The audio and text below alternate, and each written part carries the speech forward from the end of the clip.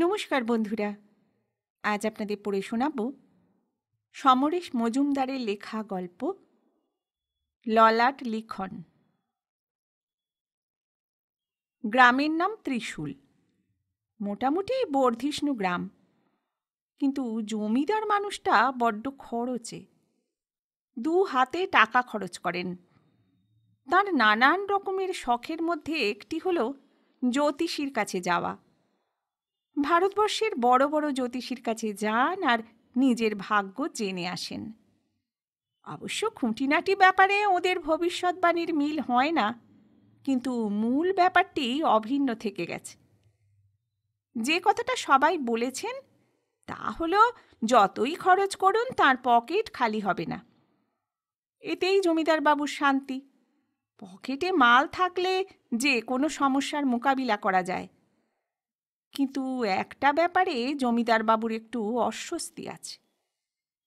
ত্রিশূল গ্রামের ঠিক মুখটাতে যে বিরাট বটগাছ কয়েক দশক ধরে ছায়া বিলোচ্ছে, তার তলায় এক সাধু বাবা বাস করেন। প্রায় 20 বছর হয়ে গেল সাধু বাবা সেখানেই অবস্থান করছেন। প্রথম প্রথম লোকে ওকে একটু সন্দেহের চোখে দেখত, কিন্তু মানুষটার ওপর একটু একটু করে সবার শ্রদ্ধা জমেছে। 20টা বছর বড় দীর্ঘ সময়। এই সময় কেউ ওকে প্রাকৃতিক প্রয়োজন ছাড়া আসন ছেড়ে উঠতে দেখেনি। গ্রামের লোক খেতে দিলে খান, না দিলে অনশনে কাটান। শরীর ক্রমশ শীর্ণ হলেও মুখে এক ধরনের জ্যোতি জন্ম নিচ্ছে। কথা বলেন খুব কম। সাধু বাবা কিছু চান না, কাউকে স্তোকও দেন না, নিজের মনেই থাকেন। এই মানুষটি সম্পর্কে জমিদার বাবুর প্রথম দিকে কোনো কৌতূহল ছিল না, এখন হচ্ছে। 2-3 দিন সাধু বাবার সামনে গিয়ে দাঁড়িয়েছেন তিনি। চামচেদের দিয়ে সাধু বাবার মত জানতে চেয়েছেন, কিন্তু কোনো উত্তর পাননি। জমিদার বাবুর স্ত্রী সন্তান সম্ভবা ছিলেন। আজ ভোরে উঠেই জমিদার বাবুর মনে হলো স্ত্রীর গর্ভে পুত্র কিংবা কন্যা আছে, কিন্তু ঠিক কী আছে তা তিনি জানেন না। কোনো জ্যোতিষী এই ব্যাপারে মুখ খোলেননি। সাধু বাবাকে প্রশ্নটা করলে কেমন হয়? তাঁরই জমিদারির মধ্যে একজন সাধু বাস করেন, অথচ তিনি আগামীকালের কথা আগাম জানতে পারছেন না, এ কি করে সহ্য করা যায়? খোঁজ খবর নিয়ে জানলেন ঠিক দুপুরবেলায় সাধু একা থাকেন। কাঠফাটা রোদ্দুরে কেউ আর গ্রামের বাইরে যায় না। দুপুর অবধি কোনো রকমে ধৈর্য ধরলেন। তারপর কাউকে সঙ্গে না নিয়ে নিঃশব্দে ছাতি মাথায় বেরিয়ে পড়লেন। দূর থেকে সাধু বাবাকে দেখতে পেলেন তিনি। নির্জন বটগাছ আর তার নিচে সাধু বাবা ধ্যানমগ্ন। একটা নেড়ি কুকুর ছায়ায় বসে এক দৃষ্টিতে সাধু বাবার মুখের দিকে তাকিয়ে রয়েছে। জমিদার বাবু সাধুর সামনে এসে প্রণাম জানালেন। সাধুর চোখ বন্ধ। তাকে দেখতে পাচ্ছেন কিনা জমিদার বাবু বুঝতে পারলেন না, অথচ ধ্যান ভাঙাতেও ঠিক সাহস হচ্ছে না। বেশ কিছুক্ষণ প্রতীক্ষায় কেটে গেল। সাধু চোখ খুলছেন না। ক্রমশ অধৈর্য হয়ে পড়লেন জমিদার বাবু। শেষে তার মাথায় একটা মতলব এলো। পড়ে থাকা গাছের ডাল কুড়িয়ে সজোরে নেড়ি কুকুরটাকে প্রহার করলেন তিনি।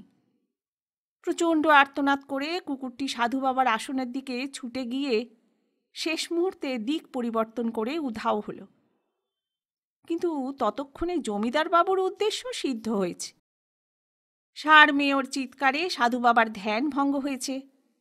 তিনি চোখ মেলে দেখলেন জমিদার বাবু করজোড়ে দাঁড়িয়ে আছেন। পলায়মান নেড়ি কুকুরটির দিকে তাকিয়ে চিৎকারের কারণ বুঝতে অসুবিধে হলো না। বিরক্ত সাধু বাবা প্রশ্ন করলেন, কৃষ্ণের জীবটিকে তুমি কি প্রহার করেছ? জমিদার বাবু বললেন, হ্যাঁ বাবা। কেন? না হলে আপনার ধ্যান ভঙ্গ হতো না। শুনেছি বরফ পাহাড়ের সামনে খুব জোরে আওয়াজ করলে তবেই বরফ ফাটে। সাধু বাবার মুখে হাসি দেখা দিল। লোকটি বুদ্ধিমান বটে, কিন্তু সঙ্গে সঙ্গে তার মনে পড়ে গেল এই মানুষটি এর আগে তার কাছে কয়েকবার এসেছেন একটাই উদ্দেশ্য নিয়ে।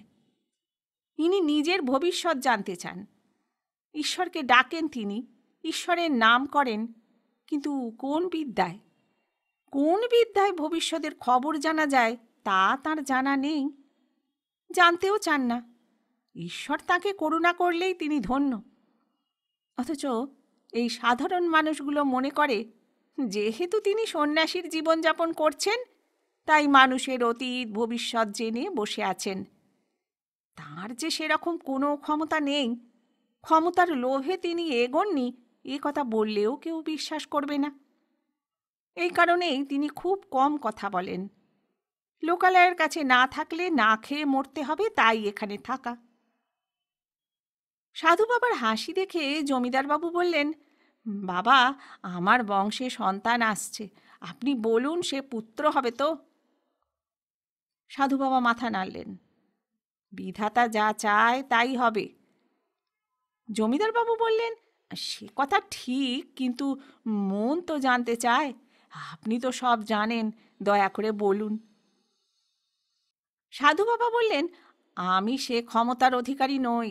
ঈশ্বরের করুণা পাওয়ার জন্য বসে আছি, তিনি প্রসন্ন হলেই আমার মুক্তি। আপনি আমাকে এড়িয়ে যাচ্ছেন। জমিদারবাবু অসহিষ্ণু হলেন। আমি মিথ্যে কথা বলবো কেন তাই বুঝতে পারছি না। জমিদারবাবু একথা বিশ্বাস করতে রাজি হলেন না। তিনি উষ্ণ গলায় বললেন, আগামীকাল আবার আমি এই সময়ে আসব, আশা করি তখন আপনি ফিরিয়ে দেবেন না। ক্ষুণ্ণ জমিদারবাবুকে চলে যেতে দেখলেন সাধু বাবা। কি আশ্চর্য ব্যাপার! কোনো মানুষ বিশ্বাস করতে চায় না যে তিনি ভবিষ্যৎ দেখতে পান না। সেই ক্ষমতা কি করলে আয়ত্ত হয় তাও তিনি জানেন না। দিন রাত ঈশ্বরকে ডাকা ছাড়া আর কোনো কিছুই যে তিনি জানেন না। শুনেছেন বড় সন্ন্যাসীরা এসব পারেন, কিন্তু বড় সন্ন্যাসী হতে গেলে কি করা দরকার সে বিষয়ে তার কোনো ধারণা নেই। সাধারণ মানুষের দোষ দেন না সাধু বাবা, তারা তো জানতে চাইবেন। ক্রমশ তার মনে অভিমান এলো।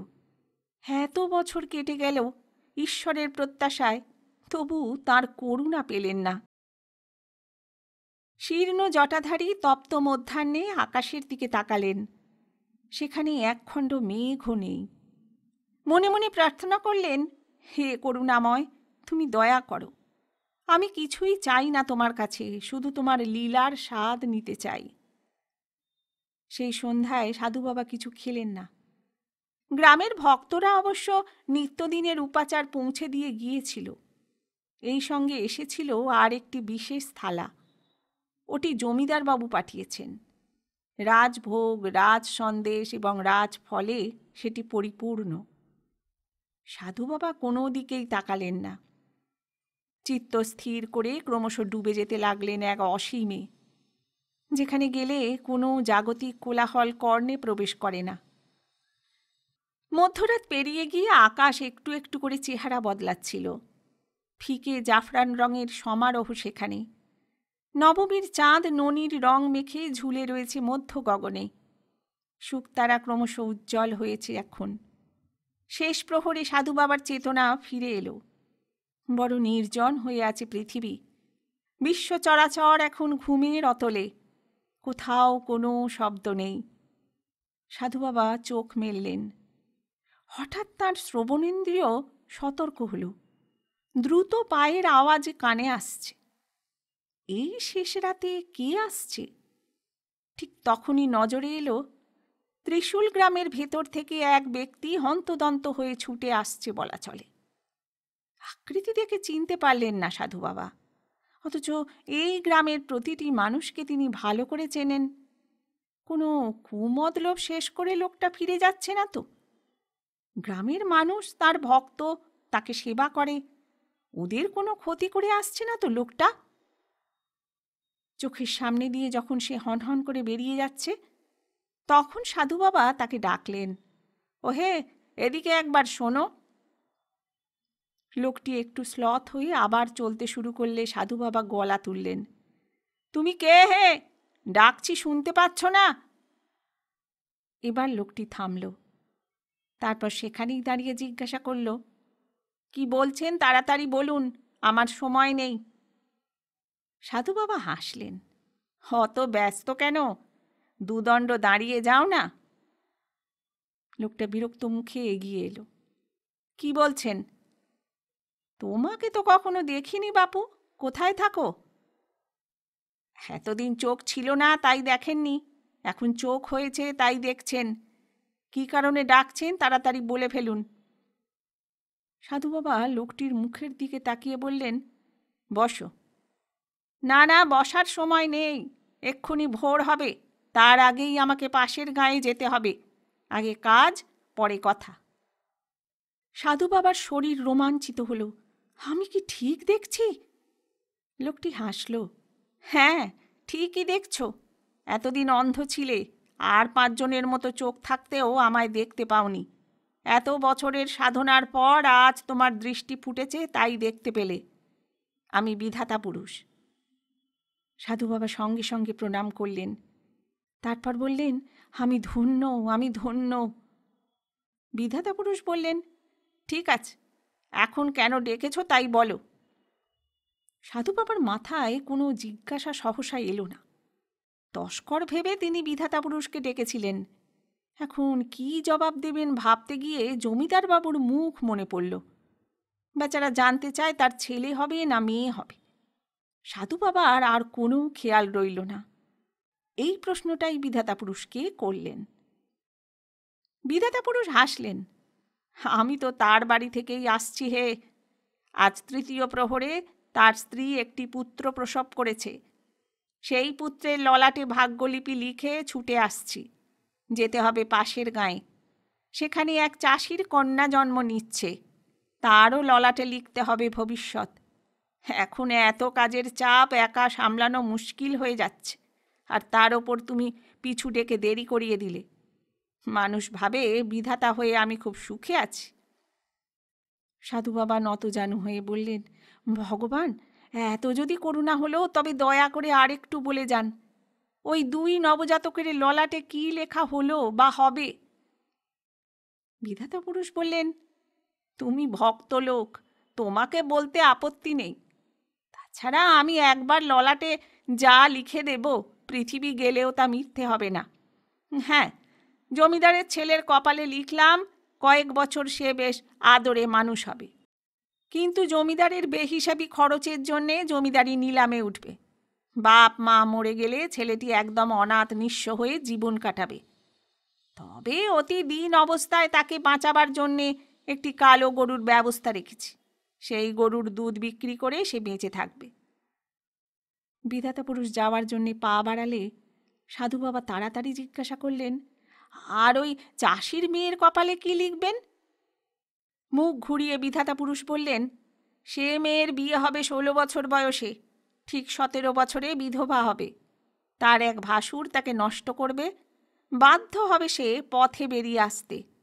তোমাদের পাশের গঞ্জে সে ঘর ভাড়া নেবে, খুব কষ্টে তার দিন কাটবে, কিন্তু একদম যাতে না খেয়ে মারা যায় তাই রোজ রাত্রে অন্তত 1 জন খদ্দের সে পাবেই। এই ব্যবস্থা করে দিচ্ছি। আর কথা বাড়িও না বাপু, ভোর হয়ে এলো বলে, আমি চলি। বিধাতা পুরুষ প্রায় দৌড়ে গেলেন পাশের গ্রামে। সাধু বাবা সেই ছুটে যাওয়া নয়ন ভরে দেখলেন। তারপরেই তার খেয়াল হলো স্বয়ং ঈশ্বর এসে সামনে দাঁড়িয়েছিলেন, অথচ নিজের জন্য কিছু চাওয়ার কথা তার মনেই আসেনি। তা থাক, তিনি তো এখন এই পৃথিবীর 2টি মানুষের ভবিষ্যতের কথা জানেন। এই ক্ষমতা তো ঈশ্বর তাকে দিয়ে গেলেন। তারপরই তার মনে হলো, আহা, ওই ছেলে মেয়ে দুটো কত না কষ্ট পাবে, কোনো উপায়ে কি তাদের কষ্ট দূর করা যায় না? তিনি ভেবে রাখলেন, জমিদারবাবু যদি আবার আসেন তাহলে ওকে বলবেন মিতব্যয়ী হতে, সন্তানের জন্য যথেষ্ট সম্পত্তি রেখে যেতে। পাশের গাঁয়ের চাষিকে গিয়ে বলে আসবেন সে যেন খবরদার তার মেয়েকে 16 বছর বয়সে বিয়ে না দেয়। তারপরেই মনে হলো, মানুষের কর্মফল তো ভোগ করতে হবে, তিনি কেন বাধা দিতে যাবেন? তাছাড়া ঘটনাগুলো আদৌ ঘটে কিনা তাও জানা দরকার। এই ঘটনার পরে আরও 20টি বছর অতিক্রান্ত হয়েছে। সেই একই আসনে সাধনা করে সাধু বাবা আরও শীর্ণ হয়েছেন। এখন তার শরীর কয়েকটি হাড়ের সমষ্টি ছাড়া কিছু নয়। 20 বছর পর এক মধ্যাহ্নে সাধু বাবার স্মরণে পড়ল ঘটনাটার কথা। এই 20 বছরের মধ্যে তিনি বিধাতা পুরুষকে আর দেখতে পাননি, কিন্তু এখন প্রতি মুহূর্তে মর্মে মর্মে তাঁর অস্তিত্ব অনুভব করেন। জাগতিক সুখ দুঃখ তাকে আর বিব্রত করে না। ঘটনাটা মনে পড়ায় তার কৌতূহল হল, ঈশ্বরের লীলা কি প্রকৃতির, দেখা যাক। তিনি আসন ছেড়ে উঠলেন।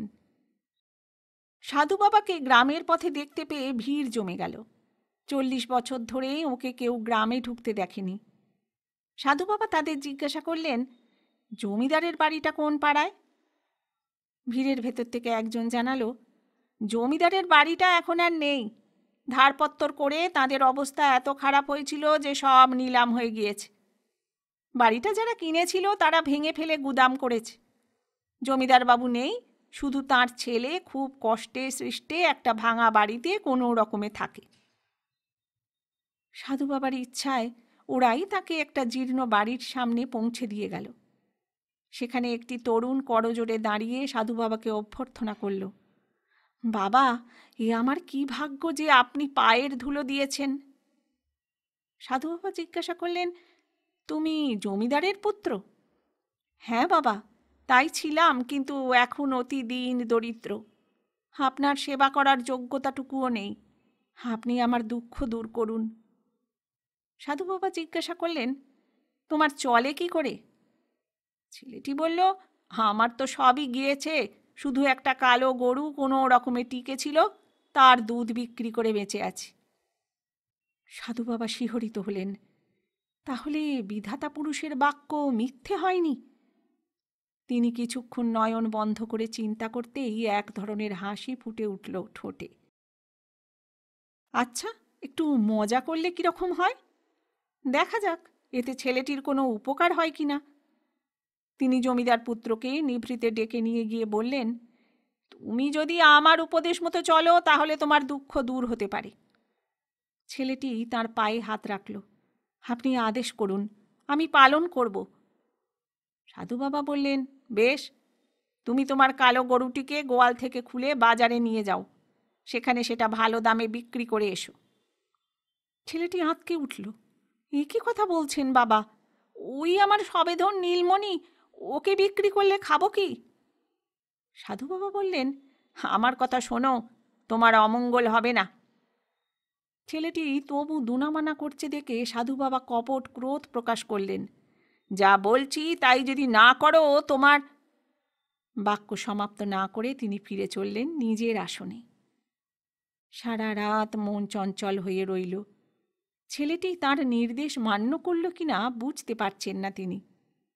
ভোর হতে না হতেই দেখলেন ছেলেটি ছুটে আসছে তার কাছে। সাধু বাবার মুখের তৃপ্তির হাসি ফুটে উঠল। ছেলেটি এসে সাষ্টাঙ্গে প্রণাম করে বলল, হে আপনার কি লীলা বাবা! গতকাল আপনার আদেশ মতো আমার কালো গরুটাকে বিক্রি করে ফিরে এলাম। খুব মন খারাপ হয়ে গিয়েছিল। আজ সকালে 4টের সময় অভ্যেস মতো ঘুম ভেঙে যেতেই হাম্বা ডাক শুনতে পেলাম। গোয়াল ঘরে ছুটে গিয়ে দেখি সেখানে একটা কালো গরু দড়ি দিয়ে কে বেঁধে রেখে গেছে। সাধু বাবা বললেন, এই সবই ঈশ্বরের লীলা, তাকে করতেই হবে। কাল কত দাম পেলে? 400 টাকা। বেশ, আজই ওই গরুটাকে নিয়ে গিয়ে বিক্রি করে দাও। দেখবে কাল সকালে গোয়ালে আরেকটি গরু বাঁধা থাকবে। তোমার দৈনিক আয় জমিদারির আয়ের চেয়ে কম হবে না হে। যাও। ছেলেটিকে বিদায় করে মনে মনে তৃপ্ত হলেন সাধু বাবা। তারপর লাঠি হাতে আবার বেরিয়ে পড়লেন পাশের গঞ্জের দিকে। এর মধ্যেই লোক মুখে চারদিকে রাষ্ট্র হয়ে গেছে সাধু বাবার অলৌকিক ক্রিয়ার কথা। সবাই এসে নিজের কষ্ট জানিয়ে সাধু বাবার আশীর্বাদ চায়। কোনো ক্রমে তাদের এড়িয়ে সেই গঞ্জের খারাপ পাড়ায় উপস্থিত হলেন তিনি। এখানে কয়েক ঘর শৈরিনী বাস করে, কিন্তু তাদের মধ্যে বিধাতা পুরুষের বলে যাওয়া মেয়েটি কোনটি হবে? জনে জনে জিজ্ঞাসা করা শোভন নয়, কিন্তু সাধু বাবাকে বেগ পেতে হলো না। শৈরিনীরা সবাই ছুটে এলো তাঁর কাছে। এসে পায়ে পড়ে বলল, বাবা, আমাদের উদ্ধার করো। সাধু বাবা জিজ্ঞাসা করলেন, তোমাদের মধ্যে কার 16তে বিয়ে হয়ে 17তে বিধবা হতে হয়েছিল? সুন্দরী এক যুবতী বলল, আমি সেই হতভাগিনী। সাধু বাবা দেখলেন মেয়েটি সুন্দরী, কিন্তু তার সাজ পোশাক অত্যন্ত জীর্ণ। বোঝাই যায় খুব কষ্টে আছে। তিনি জিজ্ঞাসা করলেন, তোমার কীরকম আয় হয়? মেয়েটি বলল, সে পাপের কথা মুখে আনতে লজ্জা করছে বাবা। তবু যখন জিজ্ঞাসা করলেন তখন বলছি, সারা রাত কুপি জেলে বসে থেকে কোনো রকমে একটা খদ্দের জোটে। সাধু বাবা শুধলেন, কোনো রাত খদ্দের ছাড়া গেছে? মেয়েটি জানালো, না বাবা, সেরকম হয়নি। একটা টাকা দিক কি দুটো দিক, একজন না একজন এসেছে। এই বাজারে কি আর ওই রোজগারে চলে? সাধু বাবা প্রফুল্ল হলেন। ঠিক আছে, আমি যা বলছি তাই করবে। আজই গঞ্জে ঢেঁড়া পিটিয়ে দাও। আজ রাত্রে যে এর ঘরে আসবে তাকে 1,000 টাকা দিতে হবে। মেয়েটির চোখ কপালে উঠে গেল। খানিকক্ষণ কথা বলতে পারল না সে। তারপর তড়বড়িয়ে বলে উঠল, এ কি কথা বলছো বাবা? লোক আমায় 5টা টাকা দিতেই 5 কথা শোনায়, তুমি আমায় 1,000 টাকা চাইতে বলছো? অত টাকা দেবার ক্ষমতা কজনের আছে, আর দেবেই বা কেন? সাধু বাবা কপট রাগ দেখিয়ে বললেন, আমি যা বলছি তাই না করো তো তোমার। বাক্য শেষ করে সাধু বাবা গঞ্জের বাইরে এক গাছতলায় আসনে ফিরে গেলেন। পরদিন সকাল হতেই মেয়েটি ছুটে এলো সেখানে। বাবা, তোমার কি লীলা! সত্যি পাশের গাঁয়ের জমিদারবাবু এসেছিল গো আমার ঘরে। গুনে গুনে 1,000 টাকা দিয়ে গেছে আমাকে। তাই দিয়ে সব ধার শোধ করে এলাম। ঢেঁড়া শুনে জমিদারবাবু নাকি অবাক হয়ে দেখতে এসেছিলেন। সাধু বাবার মুখে হাসি ফুটল। বেশ, আজ ঢেঁড়া পিটিয়ে দাও, তোমার ঘরে ঢুকতে হলে 2,000 টাকা দিতে হবে। মেয়েটি ঢোক গিলল, কিন্তু 1,000 টাকা পাওয়ার আনন্দে ছুটে গেল ঢেঁড়া পেটাতে। পরদিন মেয়েটি এলো একটু বেলায়। সাধু বাবা দেখলেন ওর অঙ্গে ভালো শাড়ি উঠেছে, হাঁটা চলার ঢংটাই পাল্টে গেছে। এসে মুচকি হেসে বলল, এসেছিল গো। ঢেঁড়া যখন দেওয়া হচ্ছিল তখন এক রাজা সাহেব গাড়িতে চড়ে শিকারে যাচ্ছিলেন। তিনি শুনে বললেন, কি ব্যাপার, এই রাজত্বে 2,000ই মাল আছে, দেখতে হয়। এই বলে আমায় 2,000 দিয়ে গেলেন। একটা পান গালে ফেলে মেয়েটি হাসল। তা হ্যাঁ বাবা, আজ কি 3,000 বলবো? সাধু বাবা মাথা নাড়লেন। না। তাহলে? মেয়েটি যেন দমে গেল। আজ ঢেঁড়া পিটিয়ে দাও, যে মানুষ আজ রাত্রে তোমার ঘরে আসতে চাইবে তার অন্তত 3টে হাত থাকতে হবে। 3,000 নয়, 3 হাত না হলে তুমি কাউকে ঘরে ঢুকতে দেবে না। যাও। মেয়েটির চোখ কপালে উঠল। এ কি খেলা বাবা! মানুষের কি 3 হাত হয়, হতে পারে? সাধু বাবা বললেন, তোমার যখন 5 টাকা রোজগার হতো না, সেখানে কাল 2,000 হলো কি করে? যাও, আর কথা বাড়িও না। যা বলছি তাই করো। খবরদার, আদেশ অমান্য করো না। মেয়েটি কালো মুখে চলে গেলে সাধু বাবা হাসলেন। এইবার দেখা যাক কি হয়। সেদিন সন্ধে হতে হতেই সাধু বাবা নিঃশব্দে পতিতা পাড়ায় প্রবেশ করলেন। মেয়েটি যে বাড়িতে থাকে তার ঠিক সামনেই একটা বড় কাঁঠাল গাছ দেখতে পেয়ে তার নিচে আসন নিলেন তিনি।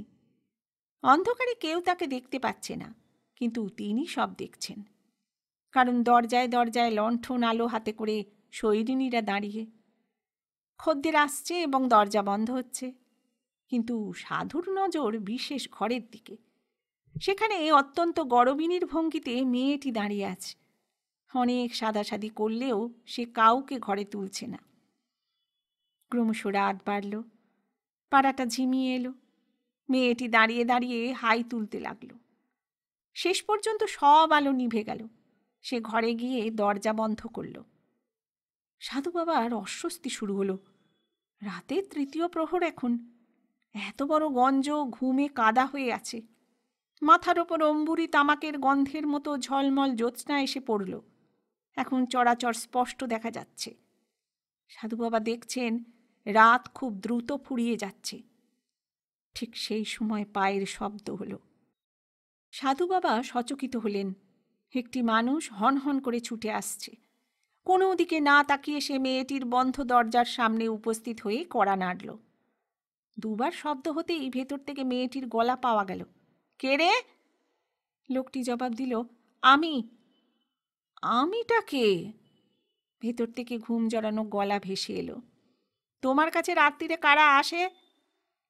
অ তা তোমার 3টে হাত আছে? সাধু বাবা বিধান দিয়েছেন, বেরিয়ে দেখো আছে কি নেই। দরজা খুলল। লণ্ঠনের আলো এসে পড়ল আগন্তুকের মুখে। সাধু বাবা গলা বাড়িয়ে লোকটির মুখ দেখতে চেষ্টা করলেন। মেয়েটি বলে উঠল, ও মা, তাই তো, এরকম আবার হয় নাকি? সাধু বাবা ঠিক বলেছেন দেখছি, 3 হাতে আজ আদর খাবো।